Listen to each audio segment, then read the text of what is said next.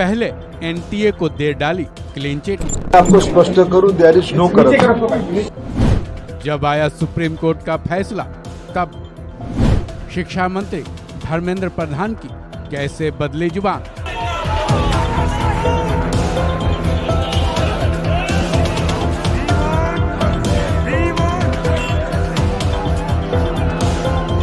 केंद्रीय शिक्षा मंत्री धर्मेंद्र प्रधान ने नीट रिजल्ट के मामले में एनटीए को पूरी तरह से पाक साफ ठहराया था, लेकिन अब जब सुप्रीम कोर्ट से इस पर फैसला आया तब उनकी जुबान ही बदल गई है। वो सुप्रीम कोर्ट के फैसले को पूरी तरह से मानने की बात करने लगे हैं। तो क्या अब ऐसे में ये समझा जाए कि धर्मेंद्र प्रधान की नजरों में अब एनटीए पर शक की जो सुई घूम रही है वो पूरी तरह सही है।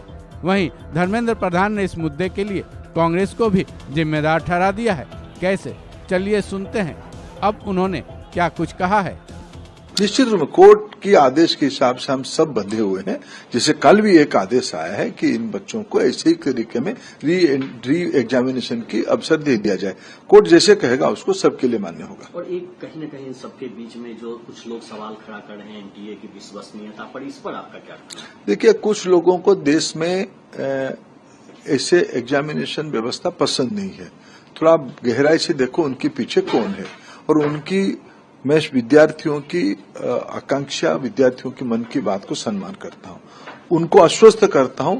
सरकार पूरा पारदर्शी तरीका से चीजों करेगा।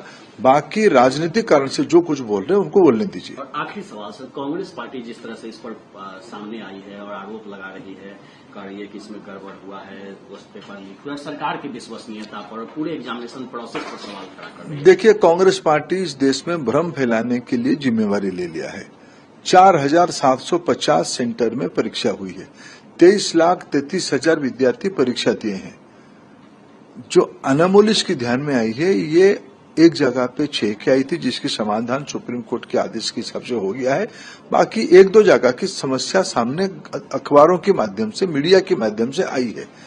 उसको भी सुप्रीम कोर्ट के सामने हम रख लेंगे कि भाई ये जानकारी, ये विषय हमारे सामने है। जैसे सुप्रीम कोर्ट कहेगा ऐसे किया जाए। उन्होंने क्या कहा और आपने क्या स्टूडेंट्स छात्रों को दिया है? मैं कुछ विद्यार्थी आज हमें मिलना चाहे, मैं उनको बुलाया। उनकी पेरेंट्स भी आए थे, उनको भी मिला। मैंने उनके पक्ष को भी सुना और मैं उनको आश्वस्त किया। सरकार प्रतिबद्ध है। सारे विद्यार्थियों के मन में ये निश्चित होनी चाहिए कि पारदर्शी प्रक्रिया अपनाई जाएगी। 24 लाख विद्यार्थी एप्लीकेंट थे, 23,33,000 विद्यार्थी परीक्षा दिए हैं। ये स्वाभाविक, जिनके मन में जो जो शंका आती है, कुछ विषय ध्यान में आई थी। 6 सेंटर की कुछ गड़बड़ियां ध्यान में थी। ग्रेस मार्क उनको समय कम मिलने के अभाव में जो एक फार्मूला को यूज करते हुए ग्रेस मार्क दिया गया, उसमें भी कुछ आपत्ति आई, उसको भी सुधारा गया। उनको पुनः परीक्षा देने की अनुमति सुप्रीम कोर्ट ने कल ही दे दिया है। उनको सूचित कर दिया गया, जो परीक्षा देना चाहते हैं वो आके परीक्षा भी दे सकते हैं। और 1-2 जगह की कुछ अखबारों में और कुछ मीडिया में ध्यान में आई गड़बड़ियों का कुछ जानकारी है। ये सारा विषय इन दिनों में नीट को लेके 41 पिटीशन पड़ी है विभिन्न हाई कोर्ट्स में और सुप्रीम कोर्ट में। ये सारा विषय सुप्रीम कोर्ट की संज्ञान में है। सुप्रीम कोर्ट भी भारत सरकार को पक्ष किया है, एनटीए को भी पक्ष किया है। जितने सारे जानकारी हमारे पास रहेगी तब तक हम पारदर्शी तरीके से आदरणीय कोर्ट के सामने रखेंगे।